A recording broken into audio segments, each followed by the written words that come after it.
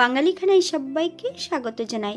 আপনারা তো অনেকভাবে তেলাপিয়া মাছ রান্না করে খেয়েছেন। একবার আমার মতন করে সহজ পদ্ধতিতে আপনিও শিখে নিতে পারবেন ছোট ছোট টিপস সহ। তবে আজকে আমি এখানে কিভাবে মশলা তেলাপিয়া রান্না করলাম চলুন সেটা একবার দেখে নেওয়া যাক ভিডিওর মাধ্যমে।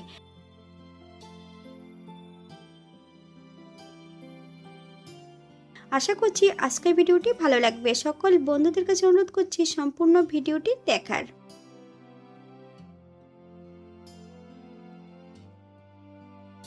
এখানে আমি আগের থেকে 5টা তেলাপিয়া মাছ নিয়ে নিয়েছি।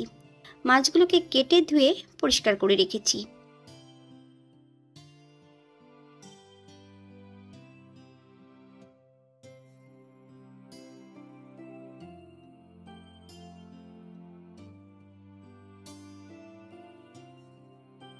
এই পর্যায়ে মাছের গায়ে হাফ চামচ লবণ আর হাফ চামচ হলুদের গুঁড়ো লাগিয়ে নিতে হবে। 10 থেকে 15 মিনিটের জন্য মাছগুলোকে রেস্টে রেখে দেব। আপনাদের হাতে যদি সময় থাকে আপনারা বেশি সময় রেখে দিতে পারেন।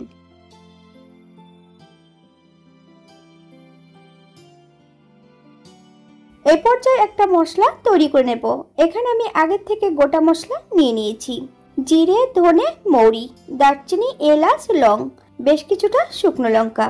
আপনারা এখানে কাঁচা লঙ্কা অ্যাড করতে পারেন। শুকনো খোলায় ভেজে নেব। অল্প করে জল দিয়ে বেশ মিহি করে একটা পেস্ট তৈরি করে নেব। বাঙালি রান্না ঘরোয়া উপকরণ দিয়ে আপনাদের যদি রান্নাগুলো পছন্দ হয় তাহলে চ্যানেলটি সাবস্ক্রাইব করে দিয়ে পাশে থাকবেন। পাশে থাকা বেলটি বাজিয়ে দেবেন, নইলে নিত্য নতুন রান্নার নোটিফিকেশন পাবেন না।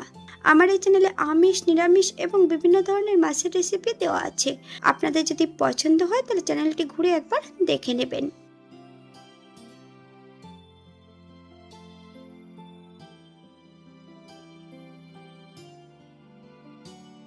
অপর দিক থেকে একটা কড়াইতে বেশ কিছুটা সরষের তেল অ্যাড করেছি।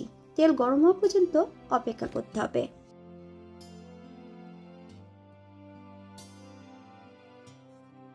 এই পর্যায়ে আমি এক এক করে সম্পূর্ণ মাছগুলো তেলের মধ্যে অ্যাড করে দেব। তবে মাছের পরিমাণ বেশি আছে, আমি মাছগুলো দুবার ভেজে নেব।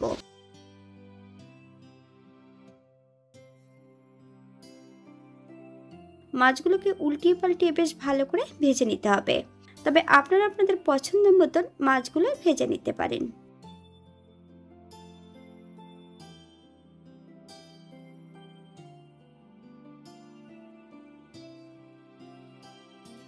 এই পর্যায়ে তেল থেকে সম্পূর্ণ মাছগুলো তুলে নেব।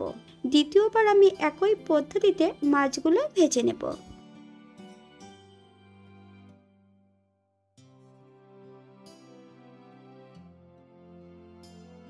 সম্পূর্ণ মাছগুলো ভেজে নিয়েছি। আপনারা এর থেকে কম বেশি ভেজে নিতে পারেন। একই তেলে রান্না করব। ফোড়নে রেখেছি কালো জিরে। ফোড়ন থেকে সুগন্ধ বেরোলে হাফ চামচ লবণ অ্যাড করব। আপনার স্বাদ অনুসারে লবণটা অ্যাড করবেন। মিডিয়াম সাইজের একটা পেঁয়াজ 80% বেটে নিয়েছি। সম্পূর্ণ পেঁয়াজ বাটাটা অ্যাড করে দেব।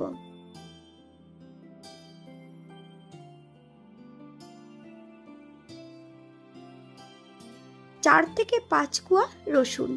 পেঁয়াজ রসুন থেকে যতক্ষণ কাঁচা গন্ধ ছাড়বে ততক্ষণ বেশ ভালো করে ভেজে নিতে হবে।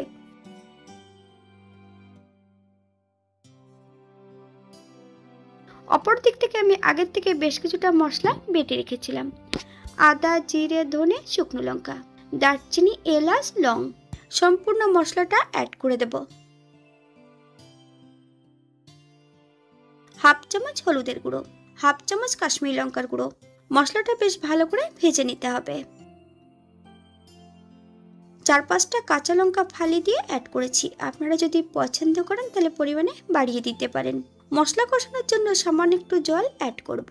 মশলা থেকে যতক্ষণ তেল না ছাড়ছে ততক্ষণ বেশ মশলাটা ভালো করে কষিয়ে নিতে হবে। আপনারা একবার স্ক্রিনের দিকে ফলো করবেন।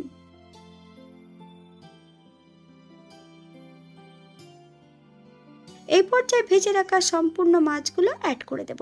মশলা সহ মাছ দিয়ে বেশ ভালো করে কষিয়ে নিতে হবে। তবে 4 থেকে 5 মিনিটের মতন মিডিয়াম আঁচে কষিয়ে নিলেই হবে।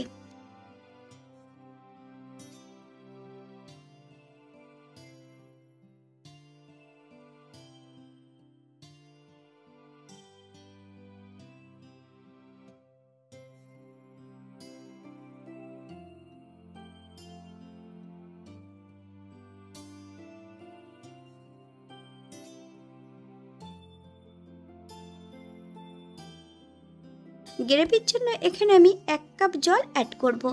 আপনাদের যতটা গ্রেভির প্রয়োজন আপনারা ততটা জল অ্যাড করতে পারেন। 5 থেকে 7 মিনিটের জন্য মিডিয়াম আঁচে ঢাকা দিয়ে রেখে দেব।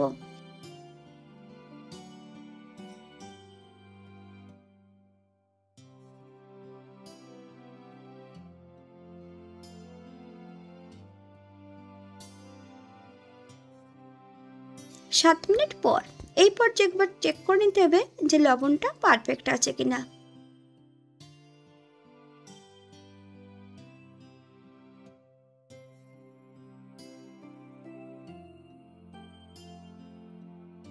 গ্যাসের ফ্লেমটা অফ করে দিয়ে 5 মিনিটের জন্য স্ট্যান্ডিং টাইম দেব, তারপর সার্ভ করব।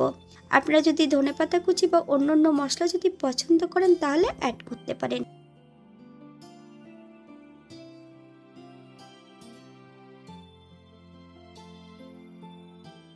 এটা দেখতে যেমন ভারী সুন্দর হয়েছিল, এটা গরম ভাতে খেতে কিন্তু অসম্ভব ভালো হয়েছিল। আপনারা একবার একই পদ্ধতিতে বাড়িতে তৈরি করে নেবেন। এখানে যে উপকরণগুলো আমি অ্যাড করেছি আপনারা এর থেকে কম বেশি করে নিতে পারেন। আজকের ভিডিওটি এই পর্যন্ত। সবাই সুস্থ থাকবেন, ভালো থাকবেন। অন্যদিন নতুন রেসিপি নিয়ে আপনাদের সামনে আবার আমি হাজির হব। নতুন ও পুরনো সকল বন্ধুদের অসংখ্য ধন্যবাদ ভিডিওটি দেখার জন্য। হাতে যদি সময় থাকে তাহলে একটা লাইক, কমেন্ট, শেয়ার করবেন।